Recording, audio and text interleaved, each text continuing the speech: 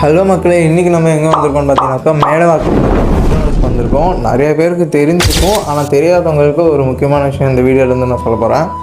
Order பண்ணும்போது நீங்கள் தனித்தனியாக ஃப்ரைஸு பர்கர்னு தனியாக வாங்காமல் ஒரு காம்போவாக வாங்கினீங்க அப்படின்னாக்கா அந்த காம்போவில் கோக் இருக்கும். ஸோ கோக் பிடிக்காதவங்க அந்த கோக்குக்கு பதிலாக வேறு ஏதாவது ஒரு பீவரேஜஸை அவங்க ரீப்ளேஸ் பண்ணிக்கலாம்.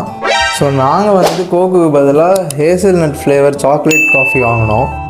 ஸோ இது தெரியாமல் நீங்கள் ஒரு காம்போ அப்புறமா ஒரு காஃபி தனியாக வாங்கினீங்கன்னா உங்களுக்கு ரேட் அதிகமாக வரும். அதுக்கு பதிலாக நீங்கள் கோக்கை ரீப்ளேஸ் பண்ணி உங்களோட ரேட்டை நீங்கள் கம்மி பண்ணிக்கலாம். ஸோ நாங்கள் மொத்தமாக ஒரு காம்போ மீல், அது கூட ஒரு ஹேசல்நட் ஃப்ளேவர் காஃபியும் ஒரு ஐஸ்கிரீமும் அப்புறம் ஒரு ரேப்பும் வாங்கியிருந்தோம். இது மொத்தமாக எவ்வளோ ஆச்சுங்கிறத நான் உங்களுக்கு காட்டுறேன்.